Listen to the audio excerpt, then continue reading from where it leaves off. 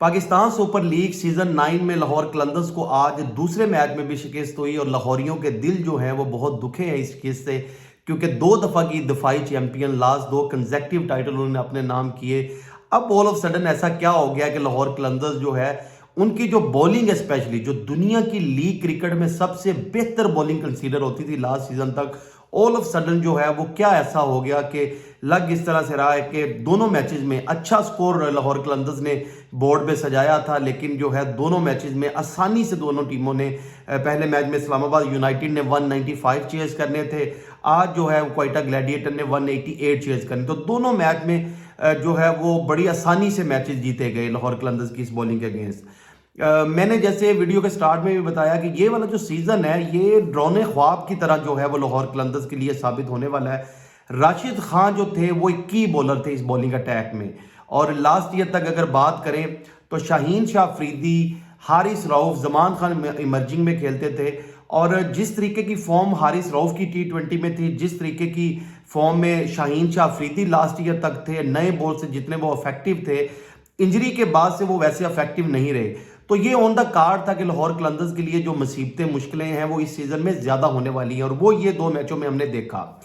اگر ہم بولنگ کی تو بات بعد میں کرتے ہیں، لیکن اپروچ کی بھی بات کریں، عاقب جاوید جو ہیں وہ کوچ ہیں لاہور قلندرز کے، اور جب پہلی دفعہ چیمپئن بنی تھی لاہور قلندرز تو اس ٹائم میمز بھی بنی تھی کہ وہ کووڈ پازیٹیو تھے، وہ ٹیم کے ساتھ ہی نہیں تھے، اور ٹیم جو ہے وہ چیمپئن بن گئی، اور لوگوں نے تب بھی کہا کہ شاید یہ اسی وجہ سے ممکن ہوا ہے کہ عاقب جاوید جو تھے وہ گراؤنڈ میں نہیں تھے پلے آف اور فائنل کے لیے، لیکن اس کے بعد وہ دوبارہ بھی چیمپئن بنے۔ ان کے چیمپئن بننے میں شاید ہی کبھی جو ہے وہ عاقب جاوید کا کوئی کردار رہا ہو، حالانکہ لاہور قلندرز کی مینجمنٹ جو ہے وہ تو بہت اپریشیٹ کرتی ہے، وہ تو بڑے بڑے دعوے بھی کرتی ہے عاقب جاوید کو لے کے، لیکن فزیکل پریزنس کی بات کریں،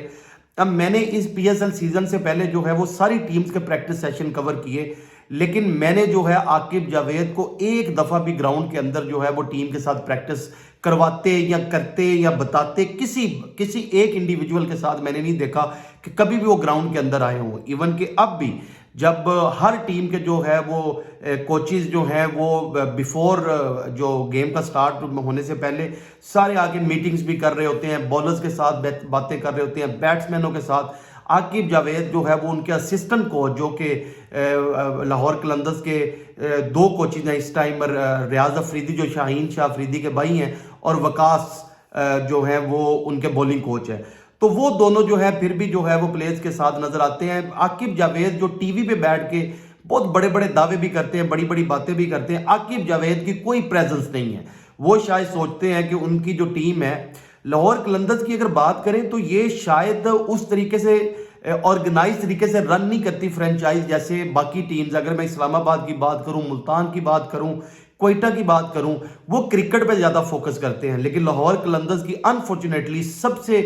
کراچی کے بعد جو بڑا شہر ہے وہ لاہور ہے، اور ان کے شائقین جو ہیں پہلے بھی جو 6 سیزن ہوئے تھے بڑے انہوں نے صدمے برداشت کیے، اب بھی شاید لگ رہا ہے کہ واپس اسی ٹریک میں ہیں، جو 2 سیزن بیچ میں جیتے اس کی میں نے وجہ بتائی، فخر زمان بڑی اچھی فارم میں تھے، شاہین شاہ افریدی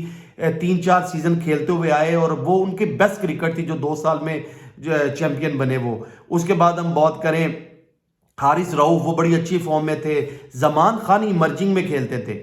اب اگر بات کریں تو ان 3 بولرز کے علاوہ جب راشد خان میڈل اوور میں آ کے بولنگ کرتے تھے تو جتنے بھی ٹیم ان کے اگینسٹ کھیل رہی ہوتی تھی ان پہ ایک ایکسٹرا پریشر ہوتا تھا کہ ارلی آن ہم رنز کریں گے کیونکہ میڈل اوور میں راشد خان رنز نہیں کرنے دیں گے، اسی پریشر میں جو ہے ان کی وکٹیں بھی گرتی تھی۔ اب جب اوپر سے نیا بال جو ہے وہ سی آف کرتی ہیں ٹیمز، اور دونوں میچز میں تو نئے بال پہ بھی جو ہے وہ اچھے خاصے رنز ہوئے لاہور قلندرز کو، لیکن نیچے بھی کچھ نہیں ہے۔ سکندر رضا ضرور آج ایڈیشن ہوا ان کا، لیکن سکندر رضا یا باقی دنیا کے کسی بھی بالر کی بات کریں راشد خان سے کوئی کمپیریزن ہی نہیں ہے، اسی لیے جب شاہین شاہ افریدی T20 کے بھی کپتان بنے تو ان کی کپتانی جو ہے وہ بڑی